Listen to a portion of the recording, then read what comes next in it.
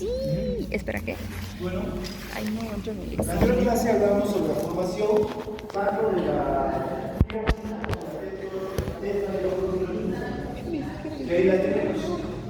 ¿Ya? Entonces, sus 6 etapas, como dijimos, la primera es la captación de los ioduros. Carla Andrea, ¿cómo se producía la captación de los ioduros?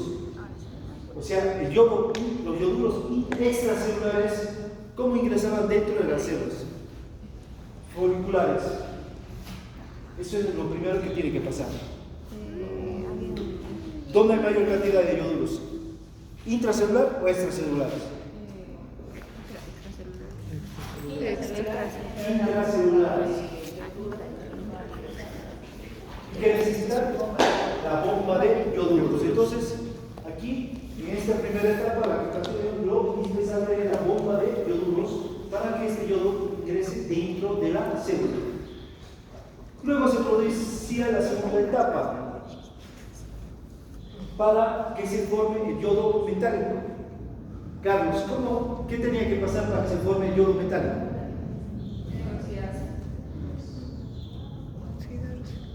¿No? David. ¿Con qué se oxida? ¿Quién oxida el yodo? Con la peroxidasa. Ya, una la peroxidasa, ¿y qué más?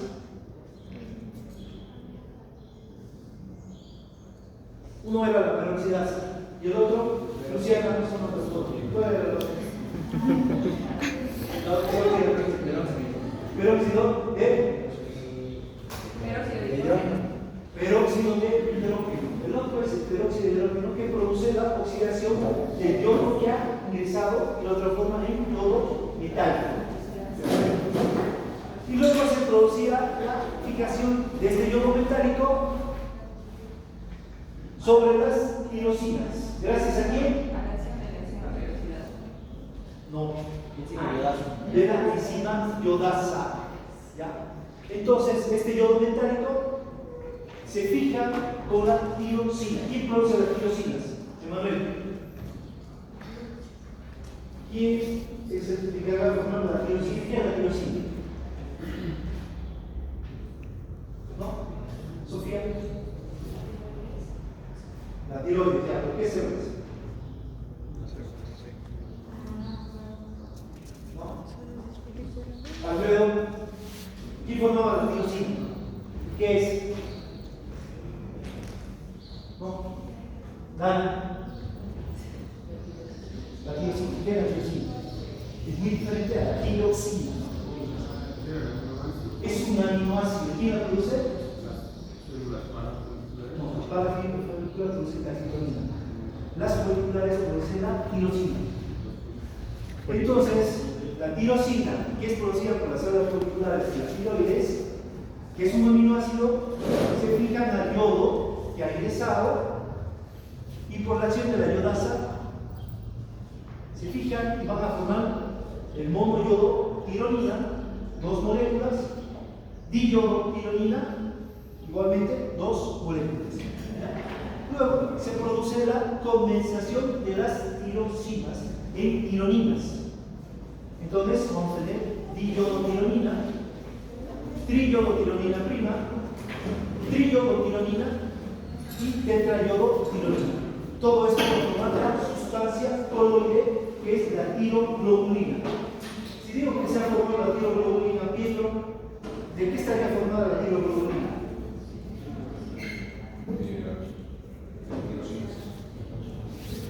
T3, T4. Ya, la tiroglobulina, ¿de qué estaría formada? Yodo, Tiroxina. Tiroxinas. T3, T4. T3. T3, T4 y tirosina. Exacto. Todo eso estaría formado la tiroglobulina. Entonces, luego se va a producir la hidrólisis del complejo tiroglobulinas, tironinas. Entonces, ¿qué tiene que pasar aquí? Que se va a hidrolizar. ¿Para qué? Para que se separe la T3 y la T4. ¿Gracias a quién?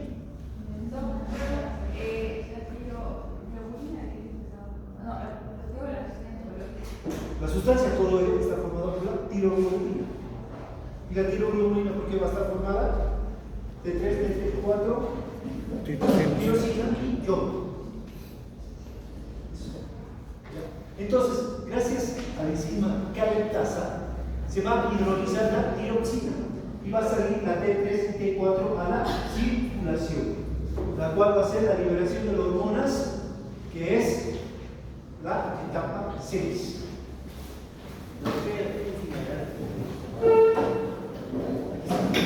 Calentasa.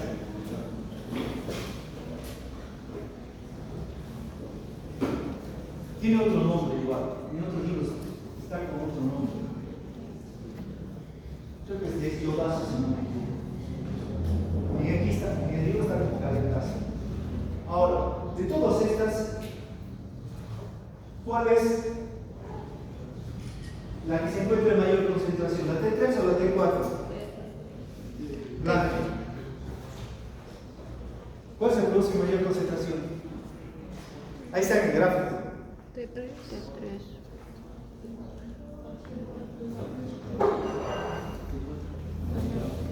La T4, 80 microgramos.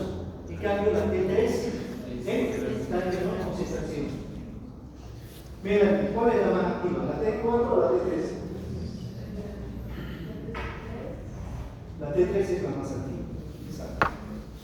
Ahora, Madeline. Estas son las hormonas, una vez que pasa al plasma, estas son las encargadas de transportar las hormonas tiroideas. De estas tres, ¿cuál es la que transporta en mayor concentración? ¿No era las lobulinas? ¿Perdón? Las lobulinas. ¿Qué transporta más? Las lobulinas. ¿Pero qué? ¿T4 o T3? T4. Las globulinas son las que transportan en mayor concentración las hormonas tiroideas, pero en mayor proporción T4 y T3. Igualmente la prealbumina, pero igualmente lleva más T4 que T3. Y por último la albumina transporta algo de T4 igualmente de T3.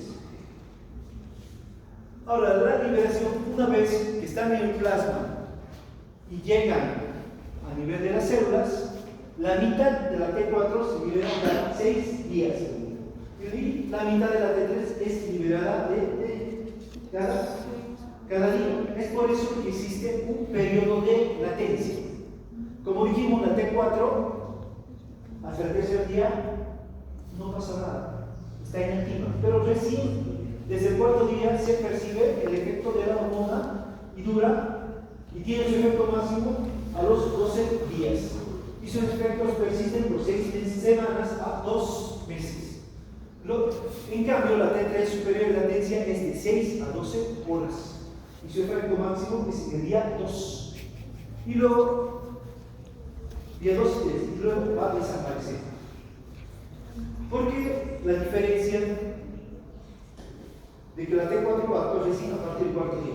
¿Por qué la dice? ¿No me dice? ¿Vale? ¿Tampoco, sí, no? Celeste. ¿Perdón? ¿Por qué se da el periodo de latencia? ¿Por qué el periodo de latencia es diferente a la T4 a la T3? Porque existe una proteína fijadora a la T4 que recién se libera a partir del día 4. Recién cumple su efecto día 4 por esa proteína fijadora. Esa era la razón de por qué el periodo de latencia del cuarto día. Ahora, funciones de la tiroides. ¿Qué tiene que ver? Como sabemos, las hormonas tiroideas aumentan el metabolismo de todas las células del organismo. Entonces, vamos a hablar que actúan sobre el metabolismo basal. ¿Cuándo es un metabolismo basal? Cuando las personas se encuentran en ayuno y están tranquilas. Entonces, el metabolismo basal va a ser de 60 a 90 calorías por superficie corporal. Cuando actúan las hormonas tiroideas, por ejemplo, cuando hay un hipertiroidismo, quiere decir que las hormonas tiroideas están aumentadas, el metabolismo basal va a aumentar entre 70 a 100%. ¿Ya? Entonces, por eso es que la persona va a ser más activa, siempre se inquieta por el aumento de las hormonas tiroideas. En cambio, en el hipotiroidismo, este metabolismo basal baja a menos del 50%. Entonces, ahí vemos cómo influyen las hormonas tiroideas en el metabolismo basal. Entonces, ¿perdón? Pero digo que el hipertiroidismo sube 70 a 100. Aumenta un 70 a 100% más este metabolismo basal, que es normal del 60-90% de ellos. Y en hipotiroidismo que baja. Disminuye menos del 50%. ¿Ya? Entonces, ¿qué pasa a nivel celular cuando actúan las hormonas tiroideas? Van a incrementar el número de mitocondrias. Cambian el aspecto de la mitocondria porque sus paredes se hacen más gruesas por la gran producción de energía que se está produciendo.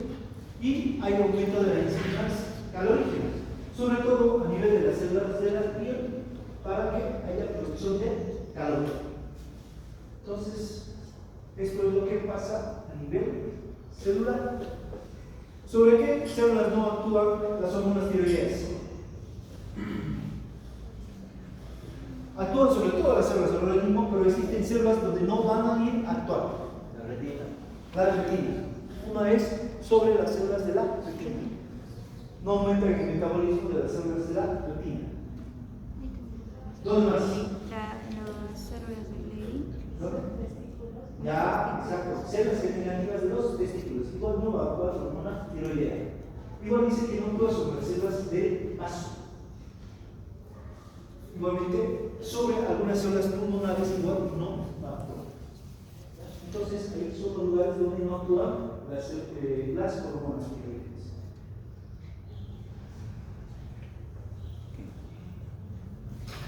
Metabolismo de las proteínas. Álvaro, ¿qué producía el metabolismo de las proteínas, las hormonas tiroideas? Sobre todo cuando están aumentadas.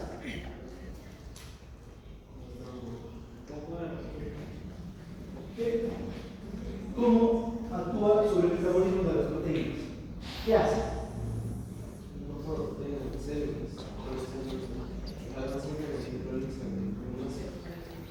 Entonces, gracias a ti, por todas las proteínas, las células tienen la misma función que las hormonas de crecimiento.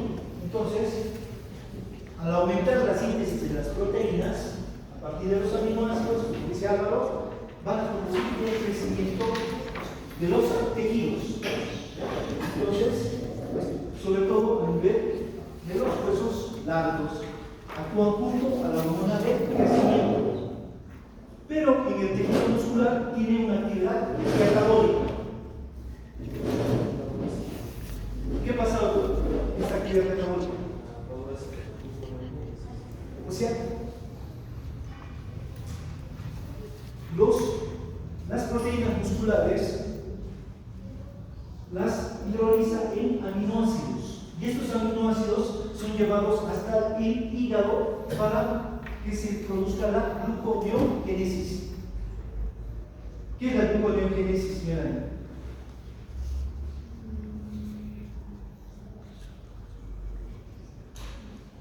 Esto se produce a nivel del hígado. ¿Qué es Sofía?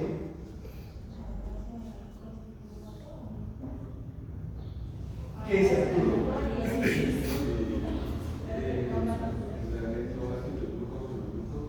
No, gluconeogénesis. Eso es gluconeolisis. El gluconeolisis.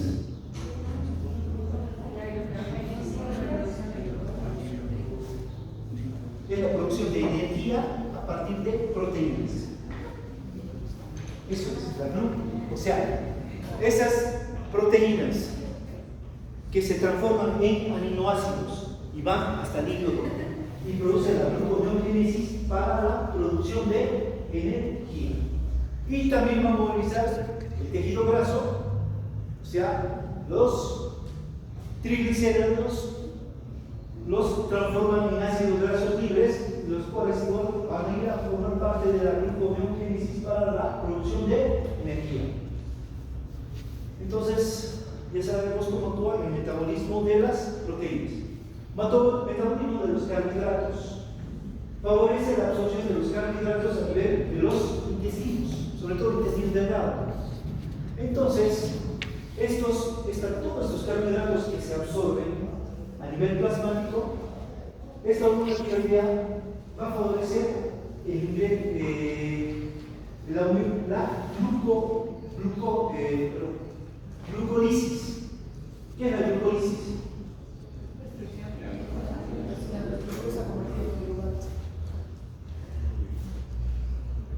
Sí. La glucosa se descompone para la formación de energía. ¿Ya? Entonces, esta es una hormona ya betógena. ¿Por qué? Porque aumenta la glucosa en sangre. Y aparte va a favorecer la glucogenolisis. Es lo que vamos a decir. Transforma el glucógeno en glucosa para la obtención de energía. Entonces, este es el proceso por el cual produce el metabolismo de los carbohidratos. Esto ya lo van a estar viendo en bioquímica, ¿no? ¿Qué?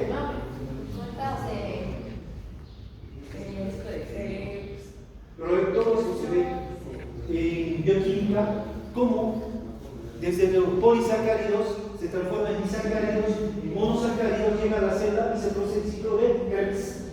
¿Y cuántos ATPs se forman? Todo esto lo están viendo en bioquímica. Vitaminas. Favorece la síntesis de vitaminas, como dijimos, B1, B2 y B6 y vitamina C. Y sobre todo la vitamina A hace que los beta-carotenos se transformen en vitamina A. De aquí nos quedamos en el sistema nervioso central. Entonces, sobre todo en la etapa embrionaria, ¿qué favorecía, Diego? ¿No? Las hormonas tiroideas, ¿qué hacían en la etapa embrionaria? Fetal, que más o menos son las primeras 12 semanas. ¿Qué favorece? La mielinización y la formación de los axones y las dendritas. Entonces, todo esto durante las 12 semanas. Igualmente, en las personas adultas, las personas que tienen déficit de hormonas tiroideas, dice que tienen déficit en el intelecto, en la concentración, ¿ya? Sobre todo porque afecta al sistema reticular ascendente, que tiene que ver con la concentración, con el intelecto. Entonces, aquí se tiene que dar tratamiento para favorecer la formación de hormonas tiroideas y se soluciona el problema de estas personas con ese déficit de concentración y intelecto. Lo mismo si se va a producir, si este niño nace con un hipotiroidismo congénito, o sea, un cretinismo, tendría más o menos un año para dar tratamiento con hormonas tiroideas y este niño no resulta con cretinismo ya definitivo. Igualmente, ¿cómo afecta el sistema nervioso el hipertiroidismo? ¿Cómo son estas personas, Ángel? ¿Qué características tienen? Pues sí, para las personas hipertiroideas. Irritables. ¿Qué más? Suelen ser delgadas. ¿Qué? Suelen ser delgadas.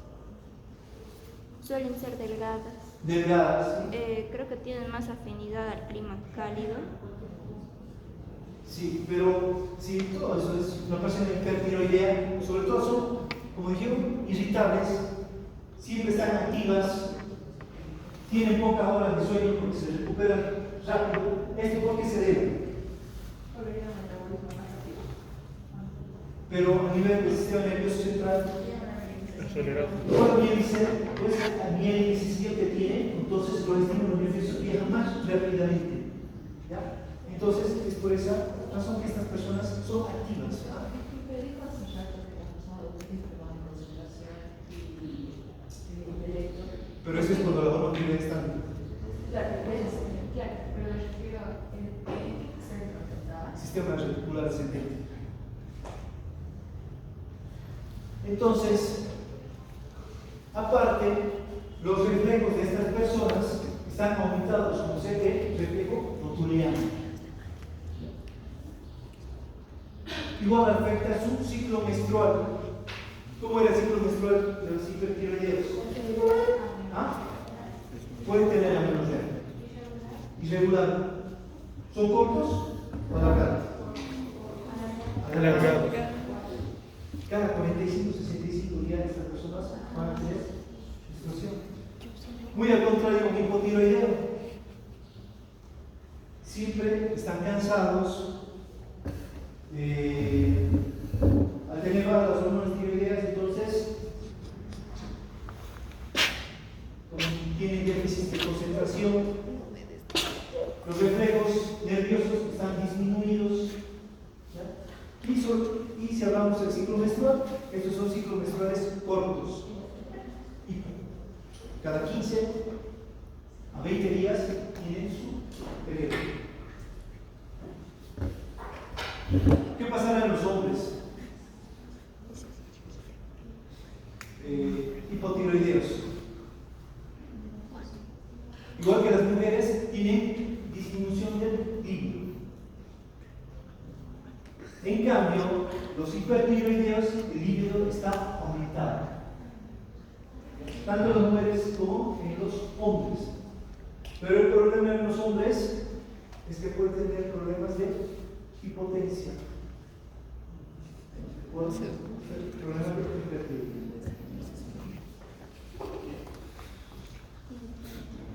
A nivel del aparato cardiovascular, si hay un hipertiroidismo, estas hormonas tiroideas están aumentadas, va a producir taquicardia. ¿Qué es la taquicardia? ¿Perdón? ¿Ya? ¿Cuánto?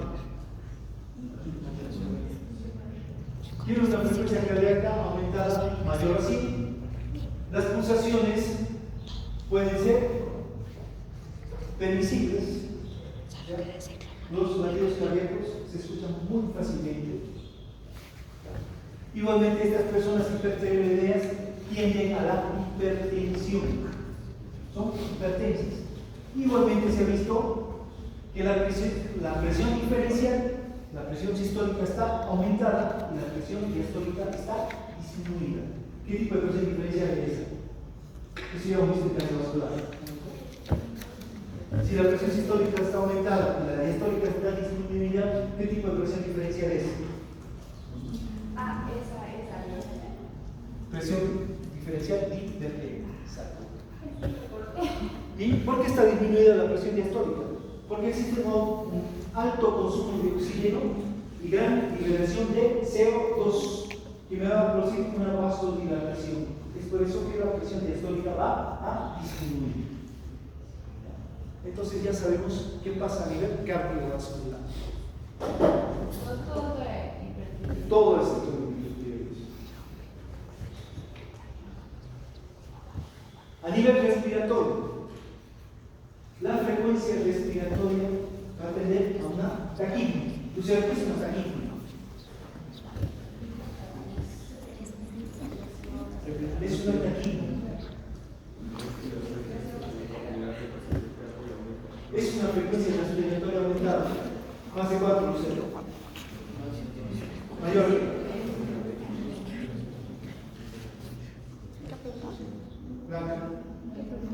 Y una frecuencia respiratoria mayor a 20.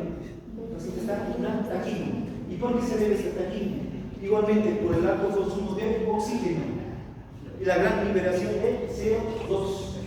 Es por eso que el paciente está en taquipnea. ¿Por qué? Porque al haber gran cantidad de CO2, ¿qué hace el CO2, Emanuel?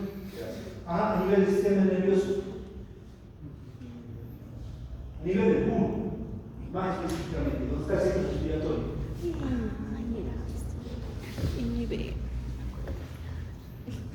¿Qué estimula?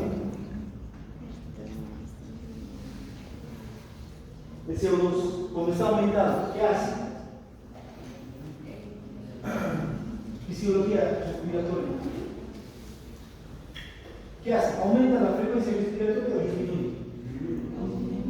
El CO2 aumentado.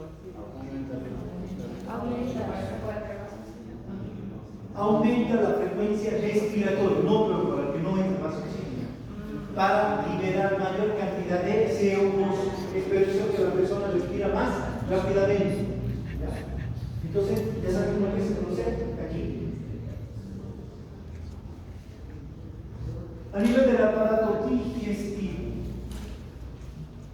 estas personas tienen gran apetito, todo el día están comiendo. ¿Por qué? Porque estas personas, al tener una motilidad gástrica aumentada, los tiroideas, tienden a tener diarrea. No se lo he dicho a nivel de la... Entonces, No, pero hipotiroidismo. No, no he dicho. tienen que comer gran cantidad de alimentos. Y aparte, hay gran producción de jugos intestinales para la degradación de estos alimentos. Aparte, estas personas van a tener pérdida de peso porque existe una mala absorción intestinal. Entonces, todo esto se produce en las personas hipertiroideas. ¿Qué va a pasar con los hipotiroideos, Sofía? Todo lo contrario. Tiene menos sangre. ¿Cuál sería el síntoma más llamativo de un hipotiroideo? Sí, tienen tendencia de peso, pero a nivel de son estreñimientos. Se crean de estreñimientos. Ay, Dios mío, qué dolor. Ahora, la glándula tiroides su relación con otras glándulas es interna. ¿Qué relación tendrá con la somatotropina? Algo. ¿Qué es la somatotropina?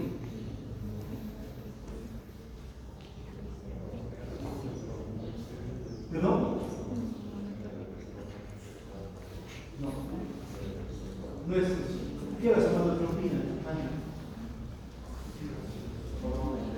Es la hormona de crecimiento. ¿Y qué hacía junto a la hormona de crecimiento? La hormona tiroides, ¿qué relación tiene?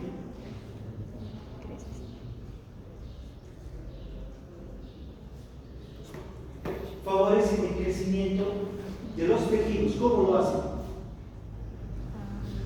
Vean, ¿cómo favorece el crecimiento de los tejidos? Tanto la somatotropina como las hormonas tiroides.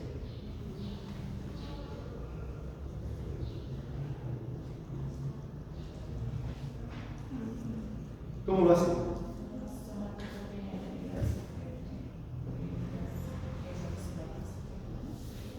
No. ¿Está bien? Diego, perdón. ¿No? ¿Qué favorece tanto la hormona de crecimiento como las hormonas tiroideas para que se produzca el crecimiento de los tejidos?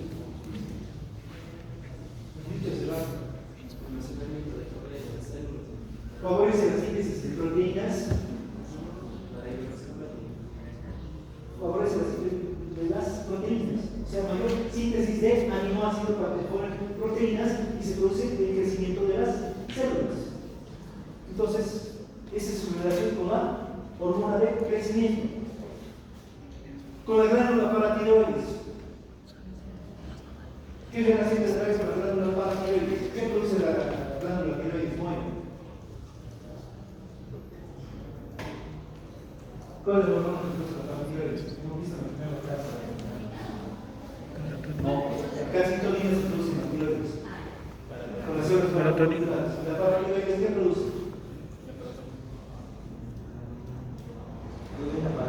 Paratormona. Entonces, como vemos la paratormona, una paratiroidea actúa a nivel de los huesos. ¿Qué produce a nivel de los huesos? ¿Qué hace a nivel de los huesos? Luis, la paratormona.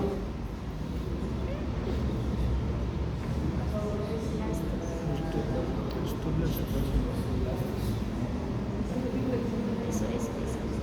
produce hipercalcemia y hipocalcemia. Vamos a hacer. ¿Qué? La parotormona.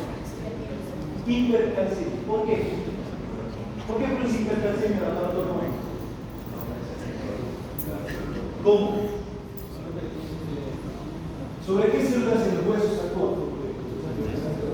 ¿Perdón? Osteoclastos. Aumenta la actividad de los osteoclastos removiendo calcio y aumentando el calcio a nivel de la sangre. Lo contrario va a ser la calcitonina, que es producida por las glándulas tiroideas, que va a producir calcemia. ¿Por qué? Porque disminuye la actividad de los osteoclastos. Pero este estímulo que produce la calcitonina, que disminuye el calcio a nivel de la sangre, estimula para que igualmente se produzca la hormona paratiroidea. Entonces, esta es su relación con la paratiroides. ¿Está claro? Con la glándula suprarrenal. Entonces, igualmente tiene relación con la glándula suprarrenal. ¿Por qué? Porque dice que va a disminuir la actividad del cortisol, las hormonas tiroideas.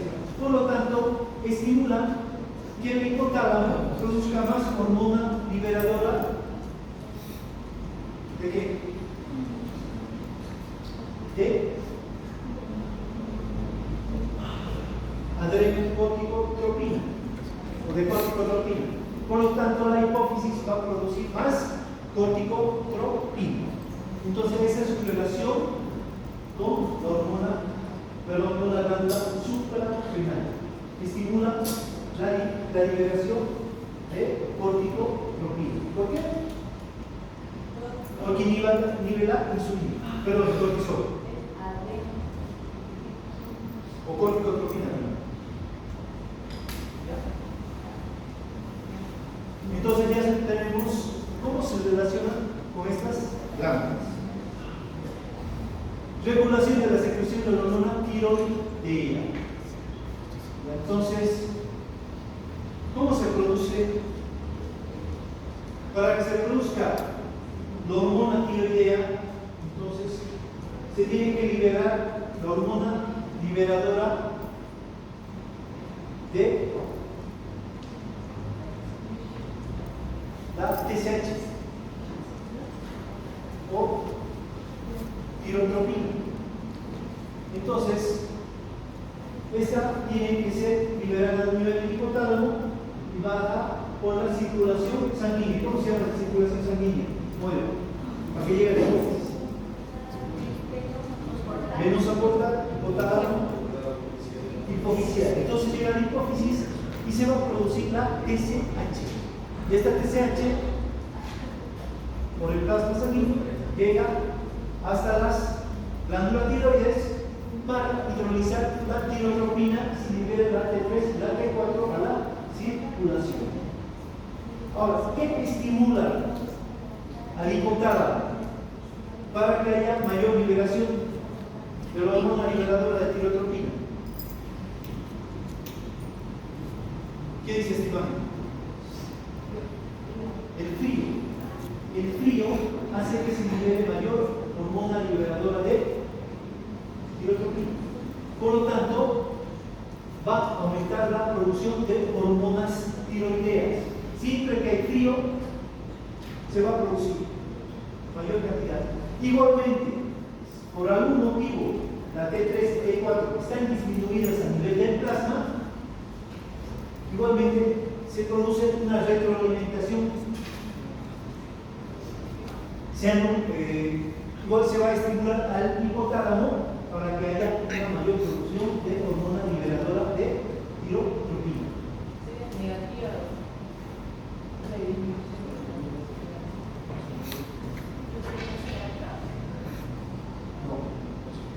Por ejemplo, cuando existe calor, ¿ya? Entonces se va a producir una retroalimentación negativa. ¿Para qué? Para que el hipotálamo no produzca mayor cantidad de hormona liberadora, por lo tanto no se va a producir mayor cantidad de T3 ni T4. Igualmente, cuando las hormonas tiroideas están aumentadas en el plasma, se va a producir una retroalimentación positiva o negativa. Negativa. ¿Para qué? Para que el hipotálamo no libere más hormona liberadora. Entonces, el principal estímulo es el frío.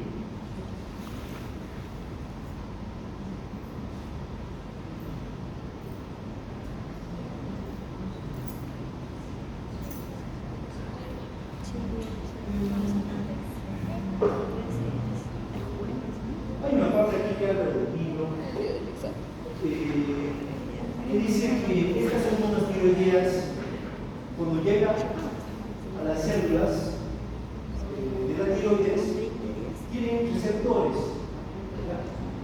Estos receptores hacen que se active la adenyl-ciclasa, y esta adenyl-ciclasa hace que el ATP se transforme en AMP cíclico. ¿Qué es el AMP cíclico? Es un segundo mensajero. Entonces, esto menciona. Entonces, ¿dónde se encontraban estos receptores? Los cuales producían activación de la adenyl-ciclasa. ¿Dónde? ¿Cómo? No, ¿en qué parte de la célula? Esto es, en la primera parte del libro dice que se encuentra a nivel de las membranas celulares. Pero cuando hace mención esta parte, no me habla de la membrana celular. Directamente dice que actúa a nivel de los receptores y produce la adenyl-ciclasa, que transforma el ATP en AMP cíclico. Hace suponer que actúa a nivel de los receptores de la membrana celular. No lo menciono.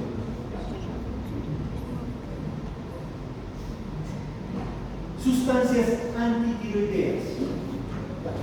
Entonces, existen sustancias que impiden la captación de los ioduros. Si algo que impide la captación de los ioduros carga, ¿dónde estaría actuando? Para que impida la captación de los ioduros. ¿Qué te llegaría a inhibir?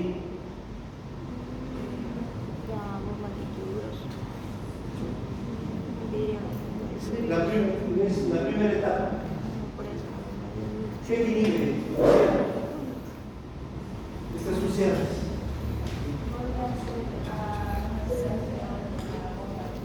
Inhibe la bomba de ioduros, exacto. Pero he dicho eso. No he dicho, he dicho. He dicho.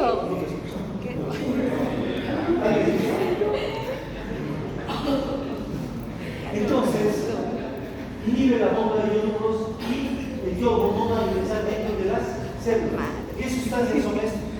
Los tiocianatos, percloratos, glucósidos y cianógenos. Estos tiocianatos, percloratos se encuentran sobre todo en el coliflor, en los rábanos, en los coles, en el repollo. Y estos glucósidos y cianógenos se encuentran en la yuca, en el camote y en la soya. Entonces, estas sustancias impiden la captación de los ioduros. Es por eso que se ha visto que las personas vegetarianas o veganas, si no tienen una dieta equilibrada, se puede producir un tiroidismo. Igualmente, existen sustancias que impiden la organificación de tirosinas y tironinas.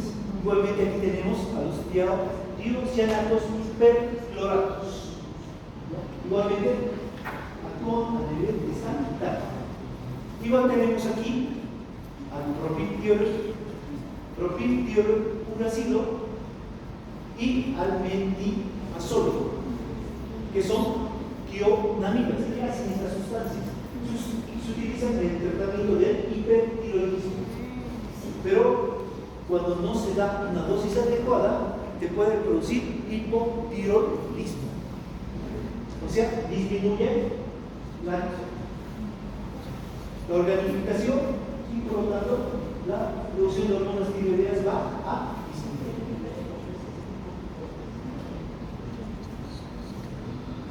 Alteración de las glándulas tiroideas. Entonces,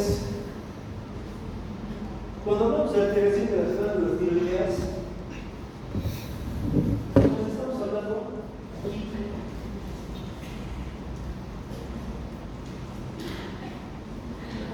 Existen varias causas.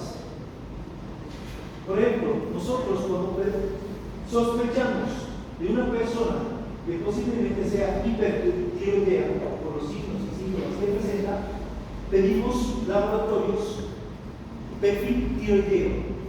Y si es una persona hipertiroidea, ¿qué vamos a esperar? ¿Que la TSH esté aumentada o disminuida? Hiper. Aumentada. TSH disminuida. La TSH está disminuida. Pero las hormonas tiroideas van a estar aumentadas. Por ejemplo, aquí, como vemos, la TSH está disminuida y la T4 está aumentada. Entonces, aquí yo estoy hablando de hipertiroidismo. Igualmente, la T4 puede estar normal, pero la T3 libre está aumentada. Igualmente, estamos frente a un hipertiroidismo. Y ahora, cuando la T4 está normal y la T3 está normal, pero la TSH está disminuida, estamos frente a un hipertiroidismo subclínico. Entonces, existen varias causas por las cuales se va a producir esto. Por ejemplo, porque dirán, ¿por qué la TSH está disminuida? La TSH tendría que estar aumentada, produciendo mayor cantidad, estimulando a la hormona tiroidea. Lo que pasa es, dicen que se desprende de la glándula tiroidea a nivel de la circulación sanguínea y hace una reacción antígeno-anticuerpo con los linfocitos B. ¿Y qué producen los linfocitos B? Cuando hay una reacción antígeno-anticuerpo, ¿qué hace la hormona? Eso me llevó a la primera competencia.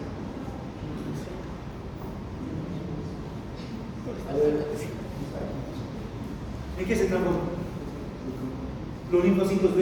Hay una reacción antígeno-anticuerpo. Juan dijo que monocitos. ¿Ah? Juan dijo que monocitos. ¿Cómo?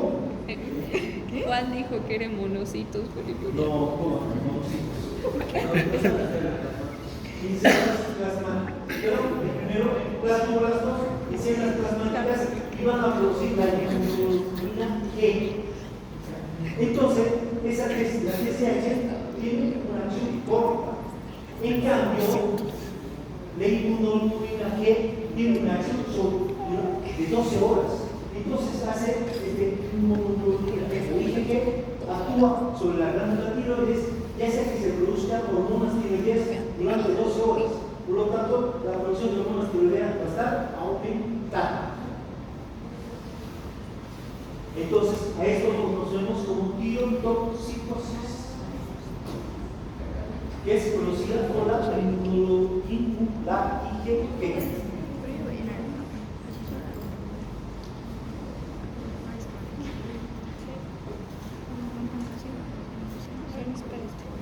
Por eso es que esta IgG se llama factor tardío,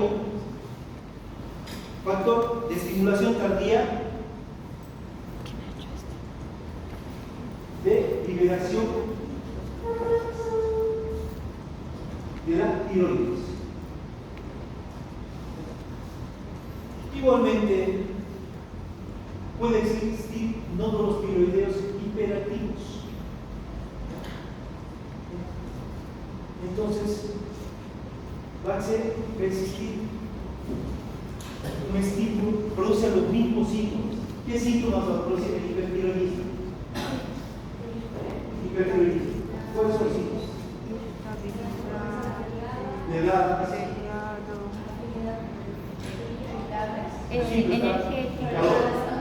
irritables, muy activas, duermen poco.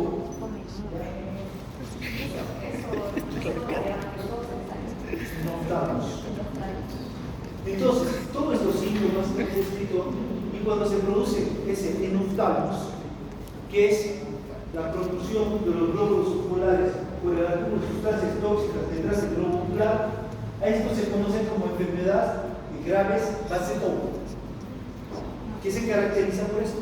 Por el enophthalmos.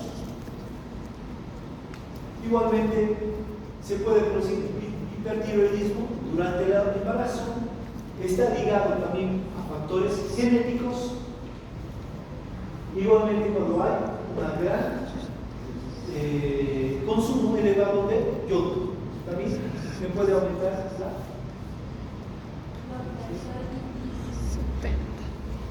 Esta tiroiditis es inmunitaria. ¿Por qué? Porque produce una reacción anticuerpo. ¿Ya? Entonces, esto se conoce como tirotoxicosis. La IgG actúa en vez de la TSH y aumenta la anticuerpo.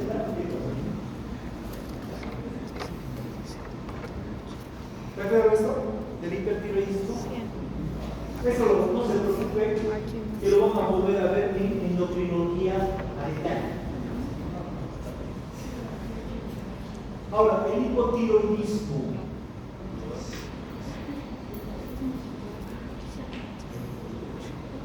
Como sabemos, el hipotiroidismo es todo lo contrario.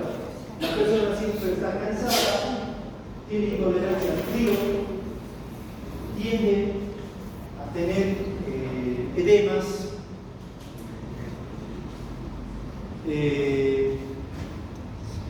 ¿qué más? Es estreñida. Entonces, una de las principales causas es la falta de yodo en la dieta. Entonces, ¿cómo sabemos? Una persona tiene que consumir ¿cuánto dijimos de yodo? 2,8 miligramos, creo, que sería equivalente a 2 gramos más o menos. ¿Al día cuánto es?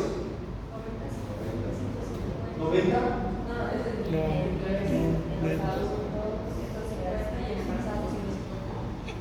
Está. Gracias. 150.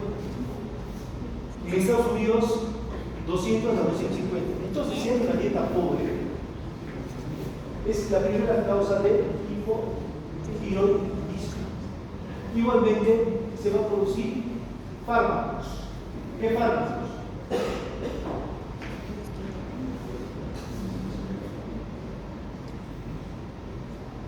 Fármacos para tratar el hipertiroidismo. Como dijimos, el propiltirouracilo es el que más se utiliza. Entonces, este fármaco, si no se utiliza adecuadamente, me puede producir hipotiroidismo. Igualmente, los alimentos, como los coles, los repollo, igualmente, si hay una dieta exagerada, con los tiocianatos y percloratos, igualmente me va a producir un hipotiroidismo. Aquí hacemos mención a la tiroiditis de Hashimoto, que también es autoinmunitaria. Igual se produce una reacción antígeno-anticuerpo, pero esta reacción antígeno-anticuerpo va contra la glándula tiroides, produce destrucción de la glándula tiroides. Por lo tanto, no va a haber producción de T3, T4 y me va a producir un hipotiroidismo. Igual, eliminación de la glándula tiroides. Entonces, cuando se opera la glándula tiroides, por ejemplo, por tumores, hay una situación, igual se va a producir un hipotiroidismo. Igualmente, terapias radiactivas, pacientes con cáncer que hacen radioterapias pueden llegar a hipotiroidismo por destrucción de la glándula tiroides. Entonces, como dijimos, síntomas: cabello seco, quebradizo, igual pérdida de cabello, hinchazón de la cara, agrandamiento de la tiroides, eso sería un bocio. Igual la frecuencia cardíaca está disminuida, estas personas se deprimen fácilmente, siempre están cansadas, fatigadas, y Igualmente su piel es seca y los ciclos menstruales son abundantes y cortos. Entonces, todas características del hipotiroidismo. Ahora, si yo pido un perfil tiroideo, ¿la TSH está disminuida o aumentada? ¿Cómo se ve la TSH? Al contrario del hipertiroidismo, está aumentada la TSH.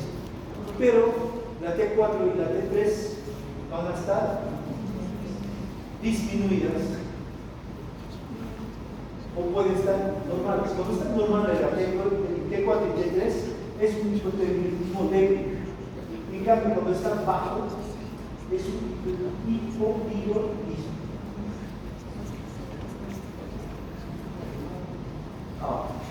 Como dijimos, durante el hipotiroidismo la TSH está aumentada y al estar aumentada la TSH está actuando sobre la sustancia colorida y esta sustancia colorida se va acumulando, entonces me va a producir el bócio. Entonces, ¿qué características semiológicas tiene este bócio? Por ejemplo, en grado 0 es cuando no hay bócio. En grado 1 esta tiroides es palpable. En grado 1A es palpable, pero no visible. ¿Cómo se hace esto? O sea, se agarra y la persona le hace hiperestender el cuello. Puede palpar la glándula tiroidea, pero no la ve. En grado 1B es bócio palpable y visible con el cuello en extensión. ¿Ves?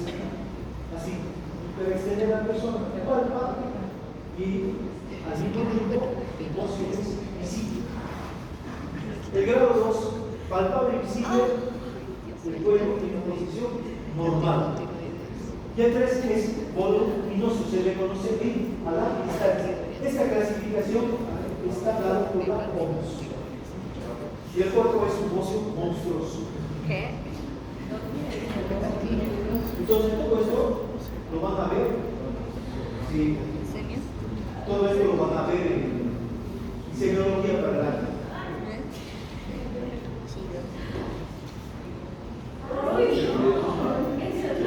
Problemas de negocio. Sobre todo las personas que tienen negocio, son personas que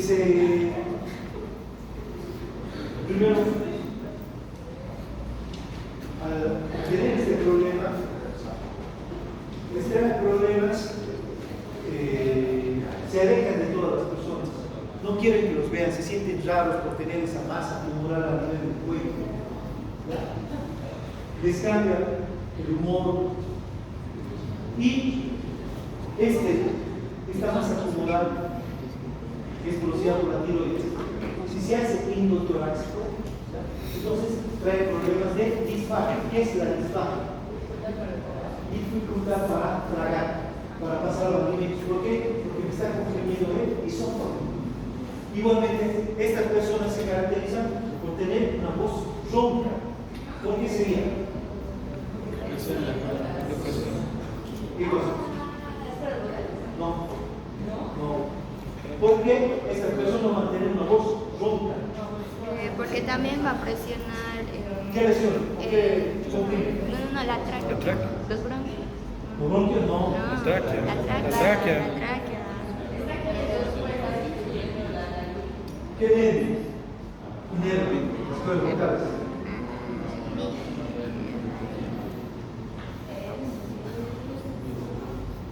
Por eso, comprime ese nervio. Y son anatomistas aquí. ¿Cuál era aquí? ¿Qué nervio?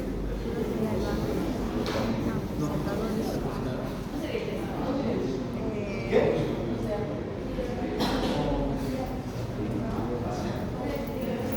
¿Cuál? ¿Qué tiene? ¿Cuál? ¿Vago? No.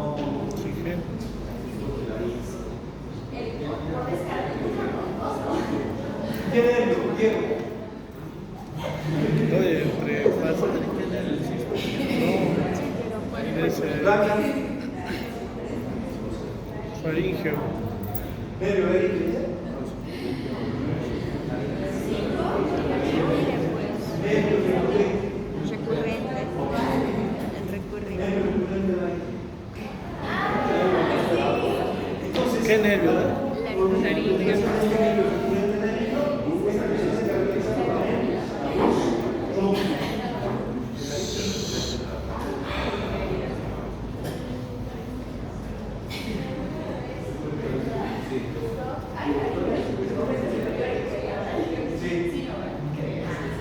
Es por eso que cuando haces una cirugía de tiroides, te puedes llevar este tiempo.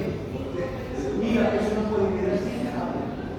Igualmente, cuando haces cirugía de tiroides, y para la tiroidea, te puedes llevar la glándula para tiroides. Entonces, ¿qué problema tendría la persona?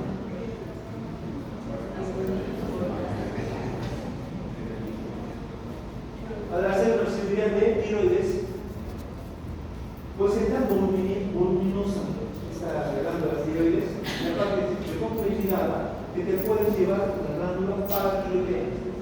¿Y qué problema tendría esta persona? Ya no se producía casi nada. Pero no se produciría la hormona para tiroidea. Entonces, ¿qué problema tuviera esta persona? Hipocalcemia.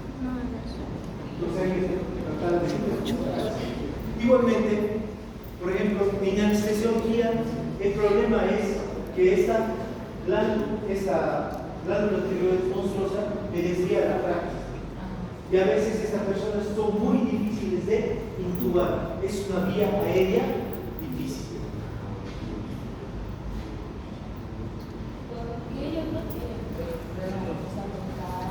¿Perdón? Igual tienen problemas para dormir, no. Exacto. Entonces, como dijimos, existe el cretinismo. Entonces, el cretinismo congénito. Sofía, ¿cuándo se produce el cretinismo?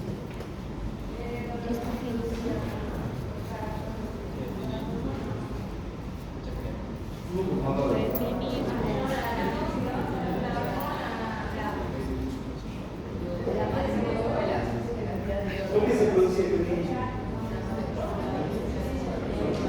Ya, ¿qué pasaba en niños? ¿Qué pasaba?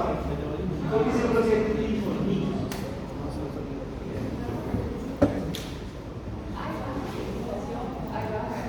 ¿Qué hace la T34 a nivel del sistema nervioso? Produce la mielinización y favorece la formación de los axones y dendritas hasta la semana 12. Por lo tanto, si no se produce todo esto, el niño va a hacer cretinismo, así como vemos en estas imágenes. Aparte, como la hormona tiroidea favorece el crecimiento de los tejidos, como vemos, estos niños, sus piernas son cortas, nada proporcional a lo mismo que sus brazos. ¿Ya? Al tener un bebé neurológico, estos niños, pero que decimos. ¿Por qué? Porque la madre no consume yodo. Por lo tanto, el niño va a nacer con cretinismo. ¿Quién le aporta las hormonas tiroideas? La madre. Niños. Por lo tanto, igualmente vamos a ver un cretinismo endémico. Entonces, el cretinismo endémico será sobre todo cuando hay madres con tiroideas que tienen bajo consumo de yodo y no aportan la cantidad de hormonas tiroideas a su niño. Y a este cretinismo endémico lo vamos a dividir en cretinismo neurológico, que es lo que describimos anteriormente, la parte de mielinización y desarrollo de los axones y dendritas. Por lo tanto, estas personas van a tener un bajo déficit intelectual, reflejos neurológicos disminuidos. Y aparte, pues, también tenemos al cretinismo ixedematoso, que se caracteriza sobre todo por el edema a nivel de la cara, párpados caídos, macroglosia. Este edema en la cara se debe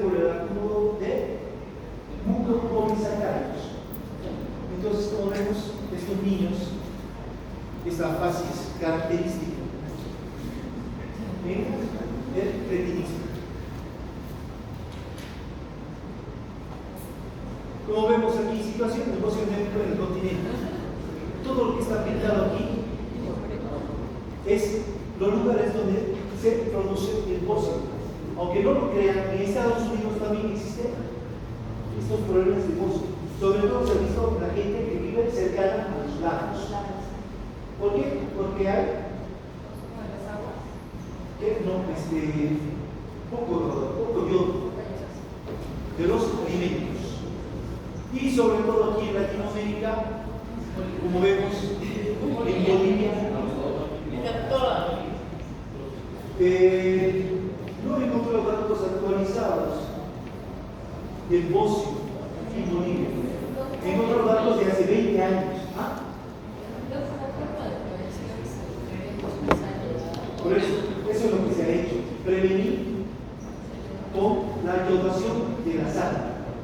Según los datos que yo tengo hace 20 años, cuando había gran problema con el hipotiroidismo, el departamento que tenía mayor cantidad de este problema era Chuquisaca.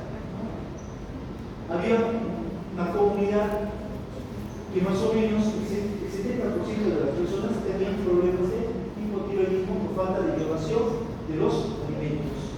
Después lo sigue Santa Cruz y luego Tarija. En el altiplano no había este problema, era muy poco. Con esto terminamos todo lo que es glándulas tiroides. ¿Hay alguna duda? Está fácil. Bueno, quedaremos aquí, nos vemos el día miércoles.